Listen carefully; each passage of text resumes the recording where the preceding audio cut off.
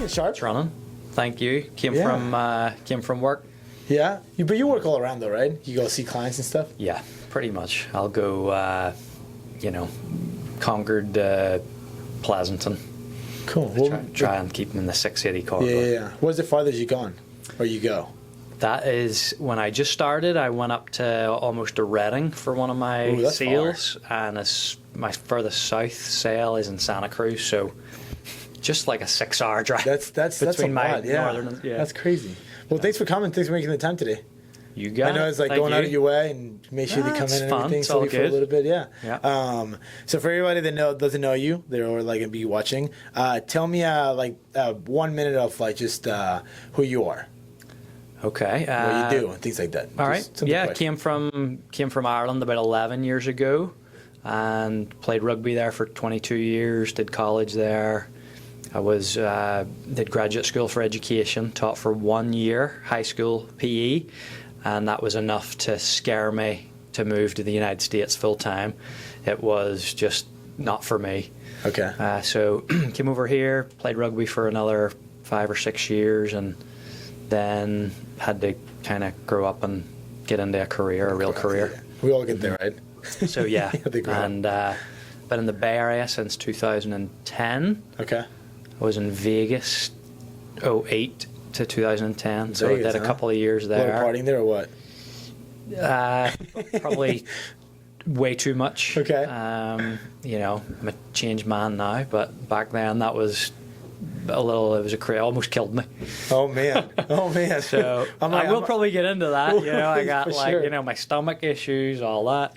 And now I just do work in real estate and as my business, and I do triathlon mostly to keep myself from slobbing out on the couch all the time. Yeah, that's awesome, man. That's good. And we've known each other for how long now?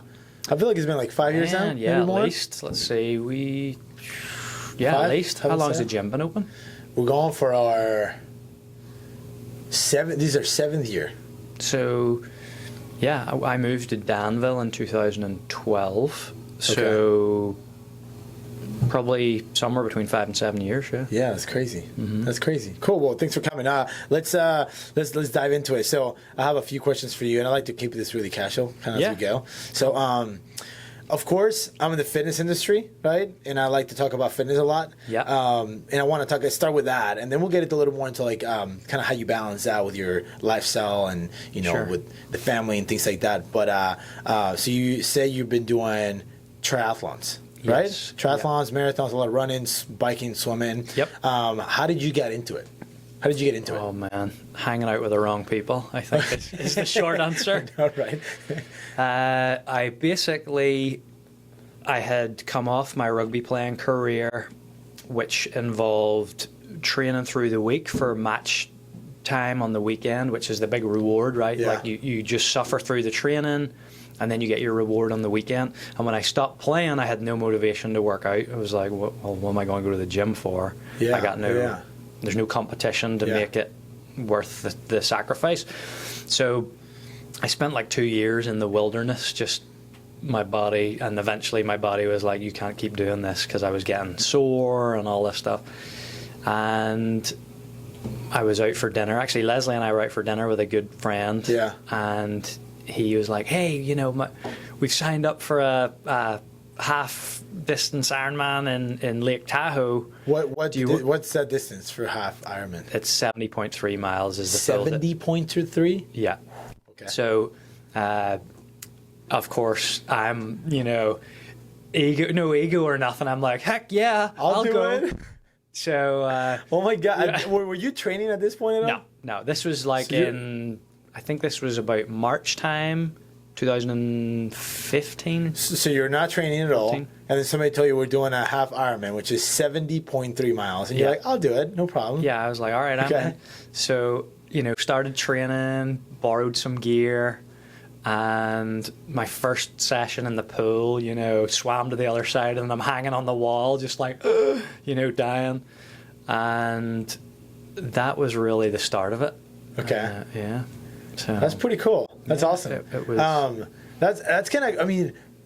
it's not like you started with like, I mean, I'm sure, did you do any, small competitions or any small like races, maybe even just a run or a swim here and there before that? My only previous endurance sport experience was I did a leg of the Belfast Marathon back in Northern Ireland. Okay. And that was when I was in high school. So I was, I ran whatever it was, 7 miles. And that was that's probably the sorest I'd ever been in my life up until I was like 30 years old, was after I ran 7 miles. Okay. So that's the only thing. I never swam competitively, just did like PE class at school when I was growing up, and biking, had a BMX. Yeah. That was it. That's pretty cool. That's pretty good. I feel like most people, when they get into something like that, so intense, because I have a huge respect for people that do that kind of stuff. I did a triathlon long ago. I think I mentioned to you that I did it's been a few months ago, right? And that was tough. I mean, I didn't really train as much as I probably should with my job and my, work and working out and things like that. I didn't make the time to train as much as I probably should. But that was hard. I mean, swimming a mile took me 50 minutes. Because I'm very bad at it, right? So when you normally do are you getting ready for any race right now? Do you have anything coming up? Yeah, I got Ironman Arizona in November. Okay, we'll talk about that in a little bit. So what's the distance on those? Like, it's a 2.4 mile swim, 112 mile bike ride, and a marathon 26.2 miles. Man, that sounds crazy to me. So, you gotta, I'm sure when people would hear your CrossFit workouts, or maybe you do double days, or I don't know, do you ever do triple days in the gym? Yeah, I have. Right? Yeah. So you talk to anyone about that, it's like mind blowing. How the heck? And what I discovered not just in sport but also in life is when you have that relative experience, when you stretch it, what you've already achieved then becomes more normal. Like, you just normalize it. So it might look super intimidating on paper and you can't imagine yourself doing it, and then you suck it up and do it, and then you're like, all right, I got this. Damn, that's pretty cool. I have huge respect, because it's super hard. I mean, I run occasionally here and there. I do mountain biking. I did a road bike off to Mount Diablo with the guys next door, Zillat. I think that's how they do it. And the bike shop. They invite me, and we need Cycle Zealots right here? Yeah, I know. Cool. Yeah, we demo some like European bikes. I forgot the name right now, but that was cool. I mean, there's stuff like that I do casually. I try to do a little more mountain biking, but a triathlon and distance like that, it's definitely, a lot of it is mental. Oh yeah. I feel like a lot of it is in your head, right? So for you, when you're, how does it play in your, like, this is the way that I think about it, right? So you have to train for a race, and then you train, your training looks like whatever, and then you get to the race. How does that mental part of it plays on you being able to, like, every single day make sure that you get your miles in, either you're swimming, biking, or running, and then getting close to the race, like, get it done? I mean, how does that look like in your head? Right. Well, I guess when you first start, the consistency is the biggest challenge, because if you actually get a program put together by someone that knows what they're doing, like, the volume of it is just overwhelming. So my first couple of years, I was nowhere near the consistency that I needed to get close to my potential, right? Okay. But the other side is it's totally mental, because if I lined everyone up in the gym on a what day is today, on a Thursday, and said, right, I have all your kids captive, and if you don't finish this race that you're going to do right now, then you're never going to see your kid again. Guess what? Like, they're going to figure out a way to get through the swim, get through the bike, and they're going to, now it might take them longer than I'll get out, but they'll get there. Yeah. So when you think of it that way, you're going to do it, right? I think you're right. I think that we are, I think as a society we have become soft and weak, right? It's so crazy, soft. right? It's super soft. Like I look at the kids now, and these kids are like they don't want to do anything. They're lazy, right? So I feel like we are. I think people can really be surprised of how much they're able to achieve and do if they put their mind into it, right? Right. And that's why I have the fitness side of it, right? It doesn't matter what you do, if it's a obstacle race, if it's a triathlete, if it's a cyclist, if it's a CrossFitter, or whatever that you do, or a sport. Maybe you play something that plays like basketball, soccer, whatever it is. I think that playing a sport and doing some sort of like competitive activity. It makes you just overall better, because you have to be disciplined, right? Yeah. Having that discipline to be able to consistently train and become better. It doesn't just play on your physical ability to be able to complete what you're trying to do, but it plays in a lot of things. If I'm not consistent and disciplined on like waking up early and make sure that I have my food ready, right? Make sure that I can, if I have, most of us have to work on top of what we do, right? So we have a job. Make sure that I, deal with my clients the right way. I feel like it kind of takes over your whole life and it makes everything so much better, right? But I feel like people have become very lazy and sedentary, and we don't people tend to like to be in their comfort zone and not really get outside the comfort zone to challenge themselves, right? So something like that, it makes you how. Well, I totally agree. Yeah. We've gotten soft. I mean, I played rugby for 22 years. That was, that forged my character and resolve in a way that, I'm going to finish, whatever it is, I'm going to finish. Yeah. But, I got punched in the head along the way. I got knocked out along the way. I got stitches to show for it. And all injuries, dislocated collarbone, AC joint, all these things that test you both physically and mentally. Because being injured is almost harder mentally. I don't know if you, right? Of course. So, and now we've got like these kids who have never been punched in the head. And not that that's a good thing, but like this is real life. You go look at YouTube or whatever and just pull up, real life conflicts or, there's people getting in road rage, getting, fist fights, or you name it. Like what are these kids going to do when they're in college and someone has had too much to drink and they got some dude that's a little drunk and aggro like in their face? They're just going to wither. Yeah. So, we need some real men. I want to see a generation of like real men that aren't scared. Yeah. Rather than the Oh, I know what you mean. I totally know what you mean. And I think that it is not just the fist fight and the toughest side of it too, but it's just in life. Yeah. Like I like to call it I got lucky on the fact that I had to leave home at 17 and I had to figure it out on my own, right? I moved miles away. I mean, I grew up in Mexico and I moved from Mexico to Canada and at 17, and from there I've been on my own since then, pretty much. All right. So I had to figure it out. I had to learn the language, which I'm still trying to do.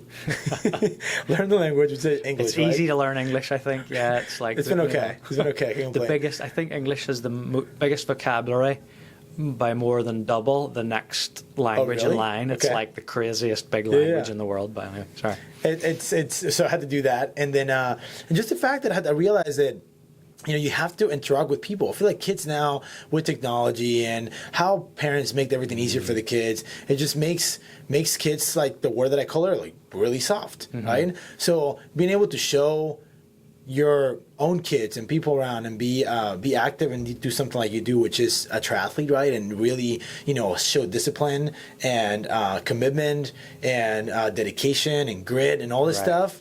I think that we need more of that from the parents, from adults, to show kids how to how to do it, right? Because at the end of the day, the kids do what the parents do. It's funny how we get a lot of parents through the years. I've talked to a lot of parents, and they say, "Oh, my kid this, my kid that." And I'm like, "How old is your kid?" Anywhere from like 6 years old to like teenagers. And I'm like, "You have full control over your kids. It's all. You might not want to like be tough on your kids, but you have the right to, like, you know, pretty much force your kids to do anything, right? And I feel like a lot of parents give kids too much freedom. And at the end of the day, is like they don't have the knowledge, they don't have the experience to really take decisions on their own. And I remember when I was a kid, I wish my parents would be a little more like stick to something, right? Like, for example, I got into gymnastics when I was little, and then after a year or two, I didn't want to do it anymore. So my parents allowed me to quit. They shouldn't let me quit. They should be like, no, you got to do it. Don't quit, right? Same thing with swimming. I did swim for a little bit. I didn't want to do it anymore, and they allowed me to quit, right? It showed up again there at your triathlon. Exactly. I wish they didn't let me quit, because I will be a lot better at swimming. I'm not good at all. I mean, a mile swim in 15 minutes is pretty pathetic, but it's okay. No, a good effort for the first time. Yeah, I actually remember when I was in, you know, I started playing rugby about 7 years old, and I remember being like 9, 10, and you know, the weather in Ireland is not like California, so you get the mornings where it's literally the rain is going sideways, you know, it's 45 degrees, and you got to be out there, and you're just, it's suffering, like it is structured suffering, practicing skills along the way. And I remember being in my house one of those mornings and saying, I really want to not go. And it's this weird memory that I have from when I was, I don't know, 9, and I didn't vote. I'm like, okay, I'll just go.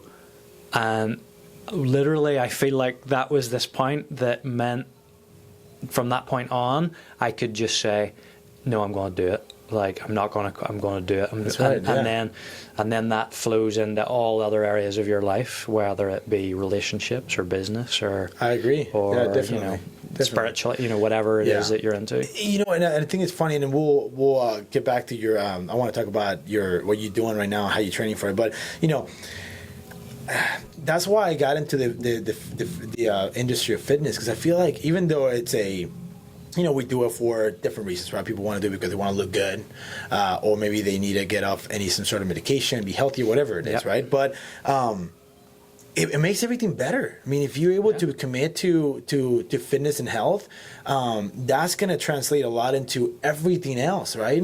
You're going to feel physically, you're going to feel better. Mentally, you're going to be, you know, a lot better, you know, a lot more clear and focused. And then it's going to be easier for you to be able to put more effort into your relationships and your work and your clients and everything else, right? So I think it's really important to do that. I think, you know, I'm not saying that everybody needs to like do CrossFit or be a triathlete, but just challenge yourself physically, and it's gonna make everything so much better. Not just your health and your physique and your look and everything, but just mentally, it's gonna make everything so much better. You know, absolutely. The 4 areas that I've kind of identified to work on, and if you can check one of these, you can check these boxes every day, then you've had a productive day, and that's.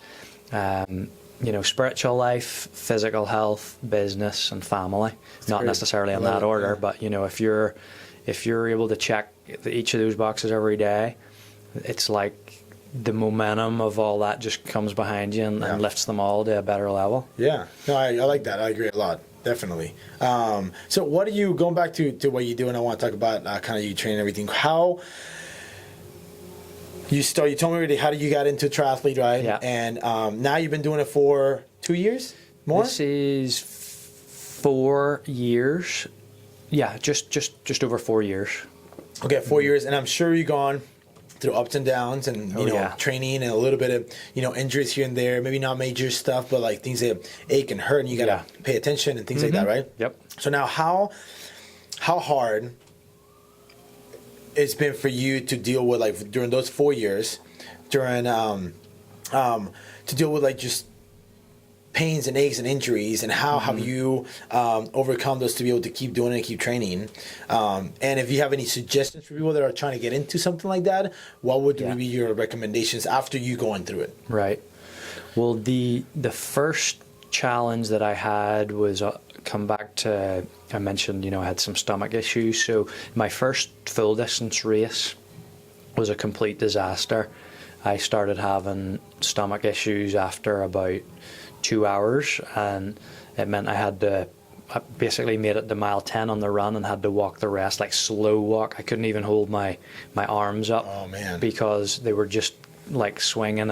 Energy was done, body was done, and I had to tuck them into, I got a little space blanket because it was cold that they provide on the course, and I had to like tuck my arms in T-Rex style and just walk the rest of the way, 16 miles, and that was awful. But so my first challenge was nutrition and getting my head around my stomach, because I was diagnosed with ulcerative colitis. Okay.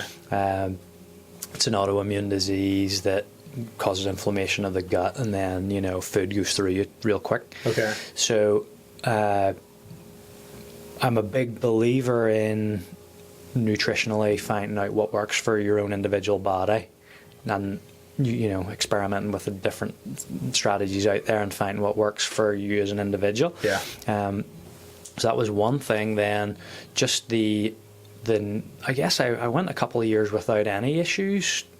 The tightness in the shoulders from swimming, that's one thing. But really what happened was about a year and a half ago, I started getting heel pain on my left foot. Okay. And I couldn't figure out what it was, just kept running. Like, you know, that then went up into my Achilles, and I'm like, oh man, I don't like this, you know. Yeah, yeah. So I was really nursing it. I was really being cautious for about 6 months, like experimenting with it. Went to some people about it, and they basically figured it was like a plantar fasciitis thing, you know. Which is very common for like people that run a lot, right? So I'd never had this kind of problem in my life. Doing as much exercise as I've done, my issues have not been soft tissue or anything like that. So this was like one of the first time it was really testing me mentally and everything. So I went and was treated, did a bunch of strategy, self-management and whatnot, and I kind of got to the point where I just, it got to a manageable level. Okay. And I just live with it. So that's where I am right now. Yeah. I've got this ongoing subtle annoyance that I just manage. Yeah. You know, I think that it's that's totally fine, right? I tell people, like, you know, I'm surprised in how much more pain and discomfort are people that don't work out, that don't do any physical activity. And people are afraid to do any physical activity because they're going to want to get, they want to get hurt. And I'm like, it doesn't even make sense to me, because it's like, well, you're already in pain from doing nothing, right? And you're afraid to work, to do any, I mean, working out, I guess I'm going to just call overall working out, being active, because you think like when you work out and you're being active, you're going to get hurt or be in pain. I'm like, it doesn't even make sense.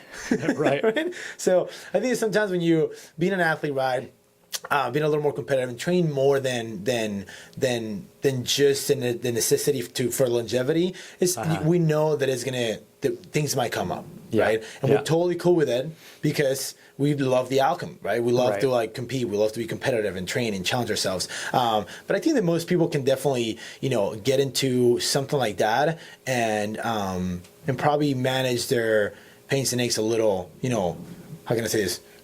Not having as often. Maybe like have less pains and less injuries if they just do it for longevity and for just, you know, kind of mental health. When you cross the line to, okay, I want to be competitive and I want to be really good at it, then we got to understand, okay, things might happen, right? Yeah.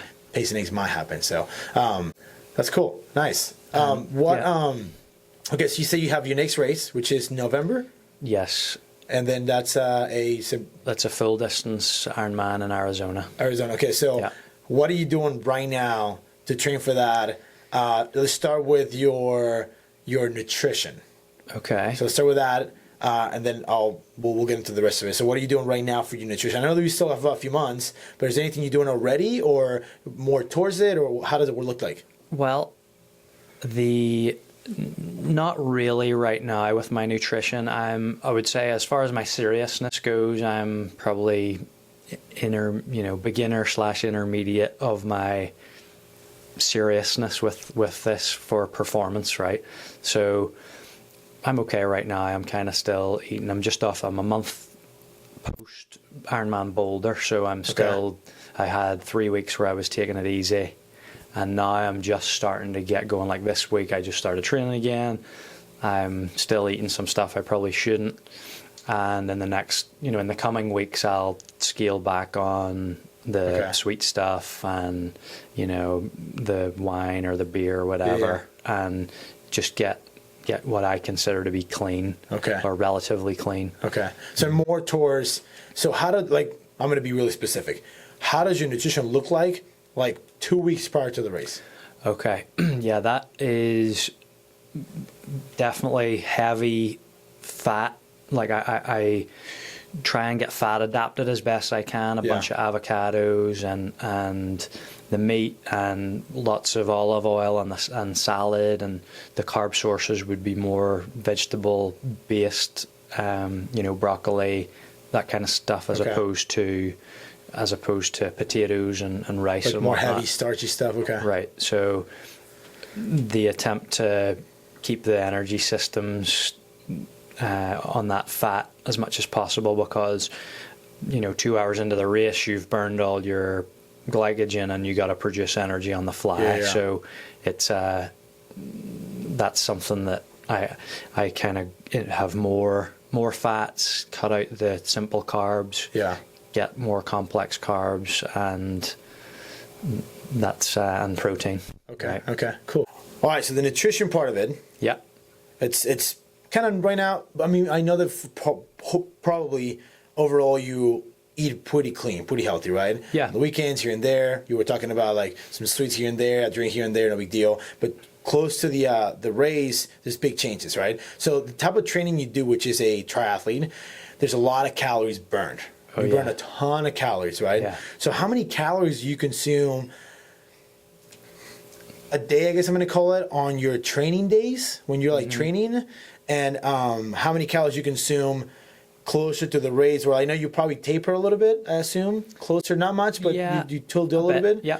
And then do you still eating a lot of calories to kind of build up for the race, or how does it look like in terms of the calorie intake? Yeah, so I don't measure my calories or weigh my food or anything like that. Okay. So I'm, as I say, the good fats, I'll just eat as much as I want, because in a training day, particularly as we're building up maybe the 6 weeks out from a race, when you're really looking at 6-hour bike rides, 2.5-hour runs, all that stuff, like I don't care what calories, whatever. I'll do a run and burn 2,500 calories just in a run on according to the Garmin. It's like, all right, whatever, I'm eating. I got to repair, so I don't get too hyper specific on all of that. As far as once we begin tapering, I also don't try and reduce my intake of food, because I just don't. I think some people like to do that so they don't put on excess fat to carry, tissue fat. So only eat the calories they need, right? But I just, I'm not worried if I put on 2 pounds. You know what I mean? If I don't, as long as I'm not putting on 10, it's fine. Yeah. Mm-hmm. So to me, it seems like, for example, there's days that I train quite a bit and I burn a ton of calories. Like for me, I'm a fairly small guy, I guess I'm going to call it. I'm 170, 172. Yeah. My height is 5'7", 5'6.5" maybe. And then on my average training days, I burn about 3,000 to 3,500 calories a day. Right? Yeah. Now, for me to consume 3,000 to 3,500 calories a day, it's a lot of food, right? Yeah. And mainly because I try to keep it really healthy. Yeah. For the most part, I like to call it, we eat kind of a whole food diet, which is pretty much all lean meats, a lot of vegetables. I use my fruit a lot for my workouts, pre and post workout. Yeah, for I like fruit it's great. too. Yeah. And then on my heavy training days, I try to get more calories in out of rice, oatmeal, things like that. I'll do a lot of sweet potatoes, but I have a hard time. Potatoes. Hard time getting that many calories, right? When I train that much, right? So, and I don't even bike and run as much as you do. Do you have no idea how many calories you burn and consume? Like the difference of it? No. I just listen. So, I guess for me, the challenge I have with my stomach, I don't absorb all my food anyway. So if I really wanted to get into that, I would probably just like blow my mind with all the stuff that I'd have to do. So I focus on listening to what my body now I've got basically to the point where I'll just say, right, what do I need to eat? Yeah. And I'll have a notion for something, and I go, okay, that's what I'm going to do, and I'll get it, and I'll get the quality oils on there.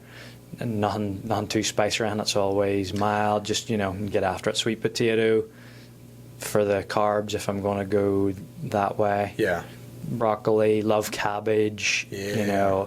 All that stuff for more kind of green carbs, and then meat. Keep it simple. Yeah. Okay. Cool. Because I know that a lot of athletes, depending on like the sport too, they tend to like measure their calorie intake and in and out a lot too. And I think that is very important. I experienced it for myself with the kind of the sport that I do.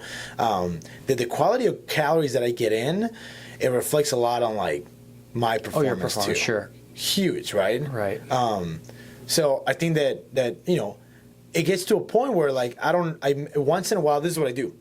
Once in a while, like maybe 3 times a year, I like take a month where I track everything. I track my calorie burn and my calorie intake. And then that kind of gives me a reminder of like how it looks like.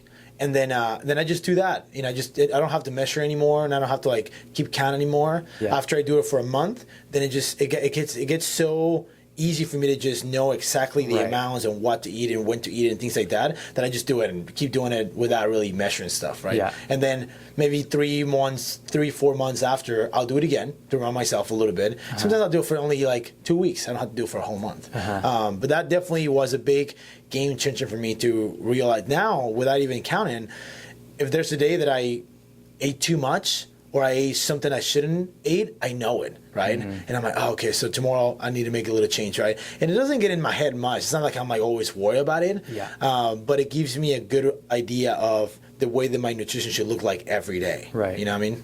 Yeah, I'd say if I wanted to really go for those gains, I could. Yeah. And they'd probably be there if I really wanted to dial in the nutrition. For me, the race day nutrition plays such a. I'm getting super gains just from figuring out my race day nutrition, where I don't have to go to the bathroom 10 times. So no, I totally get it. And going back to like what I was saying, I think that you're probably at that point too, where like you know what you need to eat, what makes you feel good and what doesn't, what makes you feel better on training days, right? What you're going to be eating prior to a race, so you already know, right? Because you've done it for so many years now, and you were saying at the beginning, you didn't have this nutrition knowledge that you have now, right? And that's why you have a hard time at the beginning. So now you have an idea what you need to do. Yeah, absolutely. Yeah. And I've dialed it. I do take notes on my preparation for, a couple of weeks out before a race, then the few days before a race, what my nutrition looks like, race day nutrition. So I'll go afterwards and recap how everyone went. And so I'm learning on that a little bit. Okay. I'm just not weighing my food or like really counting calories and all that. Yeah. And I don't think it's necessary. I think a lot of athletes do really well on just like what you do, knowing what you need to do, and just go for it without having to stress about measuring everything, right? Because that's definitely a lot more work and more stressful, right? Yeah. If you need to do that. Yeah. Cool. Now let's talk about now your actual training. So you talk about earlier, you mentioned earlier that having a somebody that knows what they're doing program for you, and could be overwhelming. So are you doing that right now? You have somebody else doing your program? Yeah. Okay. Who? How did you find that person? How does it look like? Yeah, his name's Christian Manietta. He's a fairly accomplished triathlete. Okay. Lives in Canada up in Whistler. Okay. And has a triathlon coaching service, so it's called Tri-Specific. So one of the teammates I have linked up with him, and so that was I got to the point where I had the inconsistency, and I knew I needed some accountability.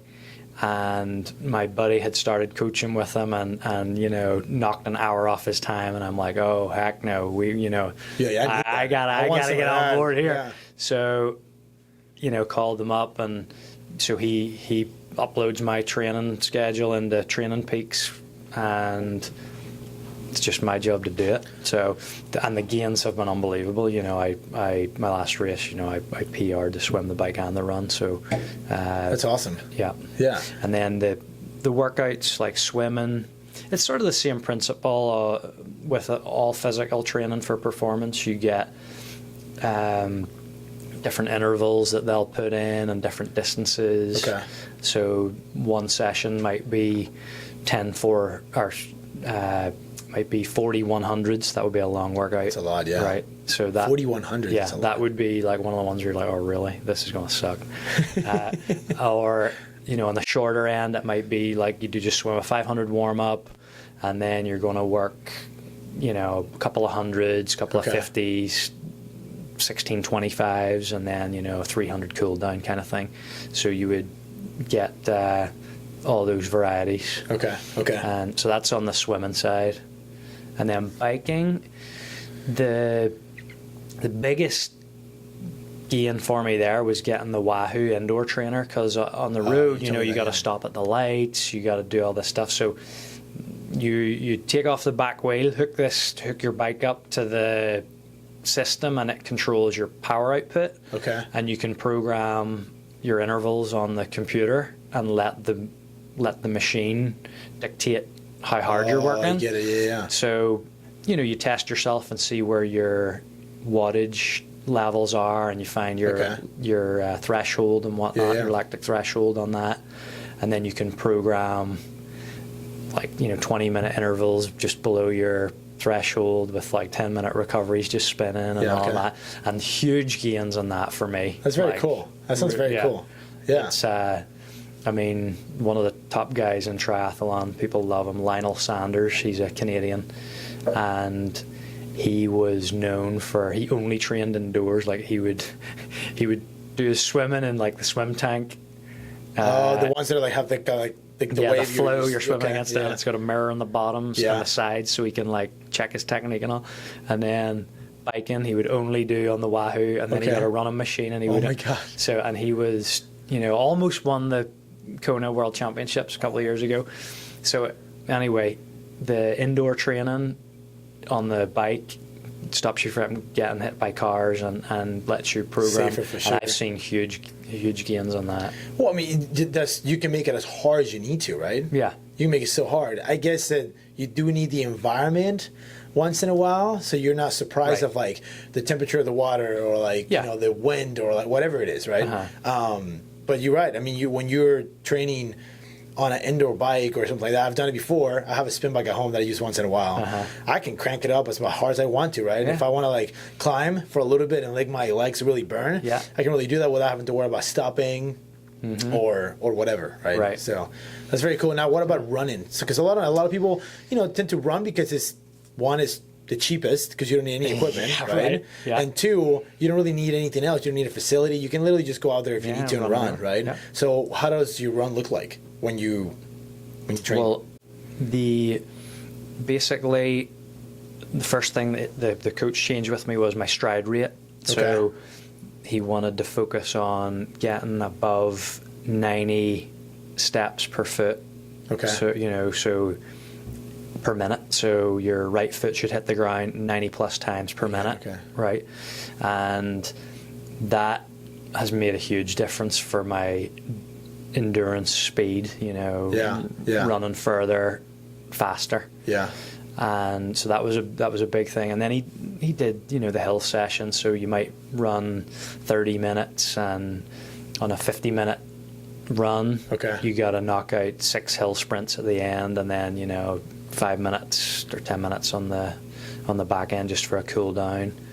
Then maybe 30-second hard stride intervals. You might do 8 or 10 of them in a run that's an hour long. So there's always a harder interval that he throws in there. To build that, you know, blow your heart rate up and then let your body figure out how to recover. That's pretty cool. Damn, there's a lot to it for sure. It makes sense how you have to like really get the help of somebody that knows what they're doing, an expert, to really change your game, right? Completely. Because you would think, okay, if I'm going to run a marathon, like if we just talk about a marathon, you, as the layman, I might think, okay, I should just keep running bigger distances to kind of, build up to it. But it's not at all the case. The workouts are rarely longer than 60 minutes, the runs, and then you're throwing in That's interesting. the stride intervals, hill intervals, all that, and then there is a one long run a week in my program on a Sunday, and that'll be between either an hour and a half, 2 hours, or 2.5 hours, depending on where we are in the phase of the program, and that's typically easy. Okay. Just easy run, and then maybe there's like a 30-minute in there where he wants you to push intermediate. Oh, cool. Okay. And then 15 minutes push it a little harder, and then easy again. So that one long run a week is not that's the only one. The rest are shorter, working hard intervals that are harder, and get the which is what makes you better. Right. And what I found is now, after a few years of doing this, my heart rate when I run faster stays down. Like my resting heart rate's down. When I'm running at what I would consider race pace, I can keep the heart rate around like 130, 134.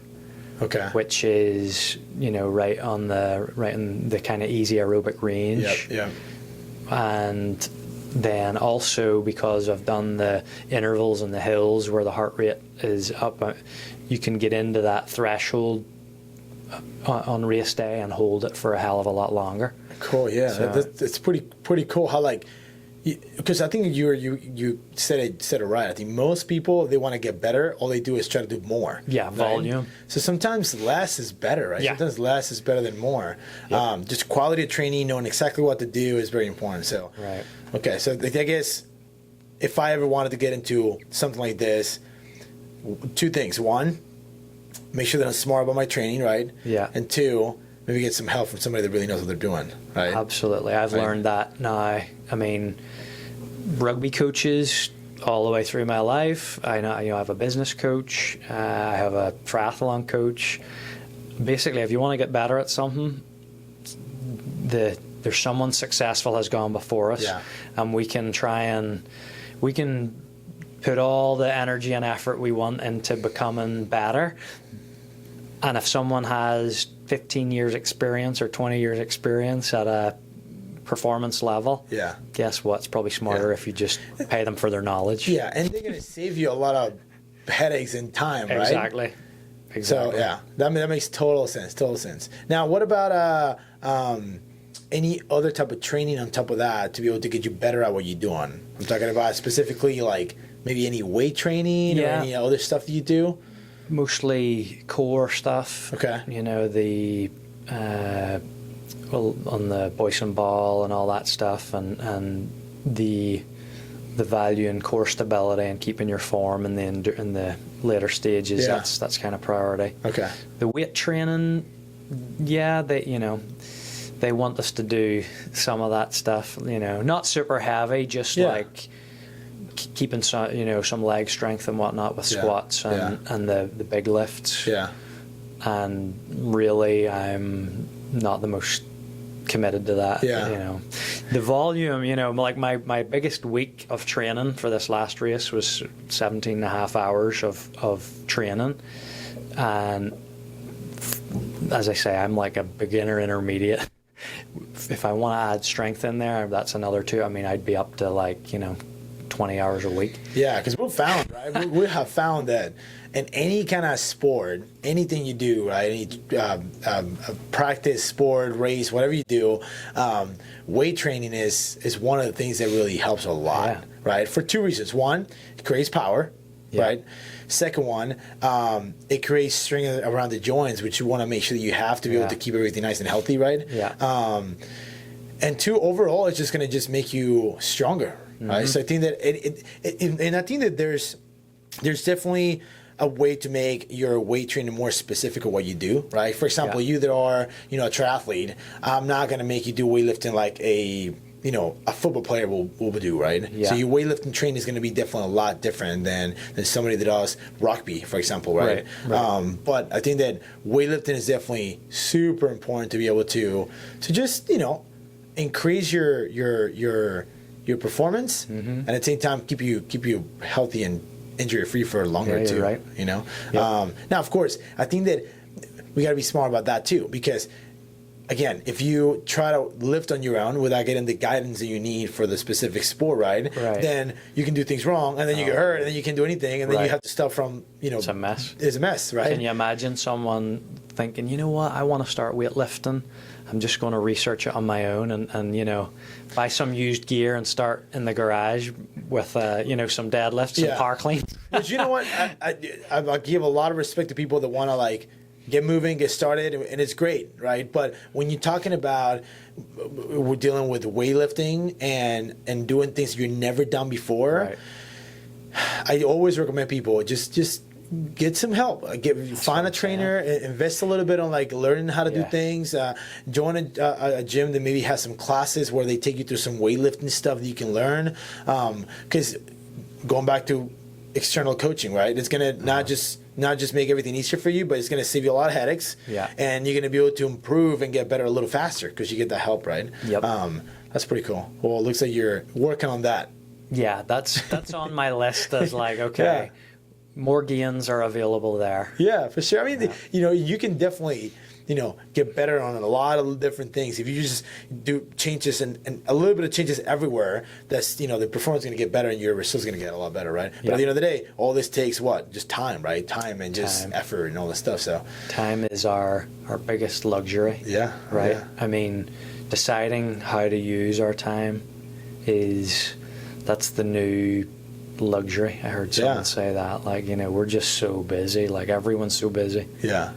And I think it's funny how we say that, because we always, I feel like a lot of people do complain about being super busy and not having time for things, and I understand that that's 100% right, but we'll be surprised how much time we waste on things that we don't need, or things that that don't make us better, right? Right. If we really look at, how many hours I have through the day, 24, right? Yeah. How many hours do I need to sleep to be able to be healthy and be recover and whatever I do, you take those off, and you take the rest of how many hours do I work? You take those off. How many hours do I need to family time, because it's important to spend time with the family, right? And then how many hours do I have left to be able to do things that are going to make me better, which is training, reading, meditate, whatever it is. There's actually hours left in the day. The problem is that we spend a lot of hours doing things that we don't need, and we always do. I gotta run myself. State. Yeah. I got to run myself every time. Once a week, I'm like, okay, what am I doing right now? What am I doing that it's making me waste my time, right? Things that are not making me better, my relationship better, my business better, right? And I feel like one of the biggest things that I've done myself in the past is just realize that I have full control of my actions, right? And if I really truly tell myself that I'm wasting time, and I what's the word that I'm looking for? Not blame it on other things and others. It makes it easier for me to be able to make those changes, right? And spend my time a lot better. Oh yeah, you know what I mean? Yeah, you take it. If you don't acknowledge that you control something, then you're the victim, right? Yeah. So who wants to be the victim? That was a big change that I think I did a few years ago. Was just not everything that happens to me, I'm going to blame it on myself. I like right? that. Me too. Everything. It doesn't matter what it is. Make the world a better place. Exactly. If we all did that. Not blaming it on I didn't do that because of this person or because of this happened. It's no, it was my fault, right? This is kind of stupid, but if I get into a little fender bender out there, somebody hits me behind me, it's my fault. I drove away on exactly the wrong time, and I stopped in exactly the wrong place, right? But if I blame it on others, then I don't take responsibility of everything that happens around me. And if I understand in my head that I have 100% full control of my day and my future and my actions and my everything, everything becomes better. I can actually do everything a lot more efficient too. Yeah. You know? Yeah, I That's agree. pretty cool. Yeah, it is. Awesome. Well, just to kind of wrap it up,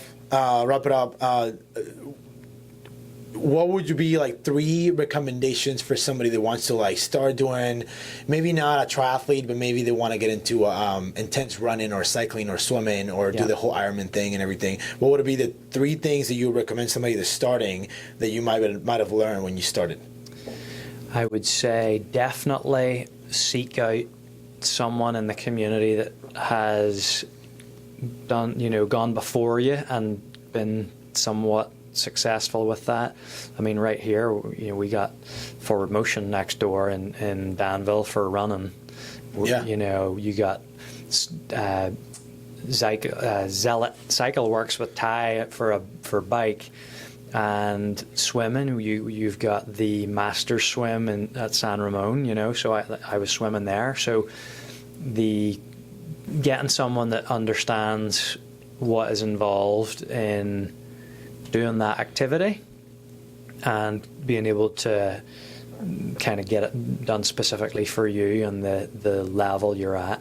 Because if you just want to go out and do it with no consideration for your current physical condition and where, and there's no specialty things made for you, accommodations for your condition, then you increase your chance of getting hurt. Yeah. So that'd be the first thing. Second thing, you just got to do it. Don't think about it too much. Right. Just really do it. Sun Tzu is one of my favorite quotes. He says that victory is reserved for those who are willing to pay its price. Okay, and I like that. I have that on my wall, on my training board. That's awesome. And David Goggins, you must have Goggins with Can't Hurt Me, that book. I heard him in an interview, and he basically said that greatness lies on the other side of suffering. So, and the final quote that I want to throw out is Marcus Luttrell. If you look him up from Lone Survivor, the Operation Red Wings Navy SEAL, he talks about his experience to a group of football players in Alabama or something, and he said, because he had a broken back, broken femur, he'd been shot a bunch of times, explosive blasts. I mean, he was dying. Yeah. And he reached out as far as he could. Well, he was lying under a rock, kind of feeling sorry for himself, and then he said, "Quit being a bitch, get up, let's go." And broken femur, broken back, all these things. That's awesome. So he drew a line in the sand, crawled to his feet, hit it, and then he was like, okay, I'm going to do that again. He did that for like 7 miles until he was found by the guy that rescued him. And that's what I say to myself every morning when the alarm goes off and I'm like, I can choose comfort right now and hit off, and then I'll say, quit being a bitch, get up, let's go. Yeah, I love that. So, that's awesome. That's great. So just get out and do it. You got to get started. Yeah. So we got coaching, find some coaching, because help is gonna be a big deal, right? Yep. To quit being a bitch.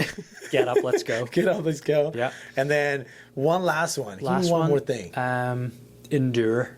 Okay. Right? Like, people don't know their potential, especially if you haven't been involved in high performance sport for 20 years. Or any length of time. Like if you're a new person to exercise, you have absolutely no idea of what your body's capable of, and so when you start to feel that little pain or whatever, you just have to understand that your body's probably capable of 10 times more than what you even can imagine right now, and so you just have to tough it out, stick it out, endure. Keep going. Yeah. It's almost like don't be scared. Right. It's going to be okay. Right. Be aware of what's going on. Keep an eye on it. Right. Yes. So it doesn't get worse, maybe. Right. Yeah. But don't back off. Right. Just. There's a part of the exercise lifestyle is getting to know your body. Yeah. And part of that is recognizing the difference in whether you're hurt or injured. Yeah. And so. True that. Yeah. The only way to do that is if you make the decision that yes, I'm hurting right now, and I'm, the worst. If this starts to get worse, then I'll know that I'll stop. But if I can continue I could do it. It might be uncomfortable, so I'm going to give it a go, and I won't stop unless it gets worse. Okay. And that's kind of my thought process when I have these aches and pains. Like, okay, could I do it? You know, if it was race day, could I do it? I'll be like, yeah, I probably could. Okay, so I'll go out there and train, just make sure that it's not worse. Yeah, exactly. Yeah. And then with time, your mind will fix it, your body will fix it. Like, you know, you'll get over it. Cool. That's awesome. I think those are great points right there. 3 things that are like, you nailed on the spot. I think that's one of the things that it stops people from doing anything, right? Yeah. Like anything really. So I think that's pretty cool. Well, that's awesome, man. Well, thanks for coming today. I appreciate it. Thank you. I wanna hopefully meet again. Sure. And then I'm hoping, like right out of the top of my head, after your next race in November, we can talk about how it went, things that you deal with, you know, people you met, you know, things that you learn on the race. That would be pretty cool to talk about, probably. Yeah. Is that cool? Cool. Nice. Awesome, man. If we want to find you for some motivation or anything, you're on any social media, or do you have any anything, website, blog, anything? Probably for that, I would say best to do my Instagram profile is Lowe team is my hashtag, or at whatever you call it. So yeah, I'll put a link somewhere. Lowe team, ALOWE. Awesome. EAM. Cool. All right, that's man. Well, thanks for coming. Thank you. Appreciate it. I'll see you next time. Cool. And then, we'll talk about more stuff. That was pretty cool. Yeah, you too. Thanks, man.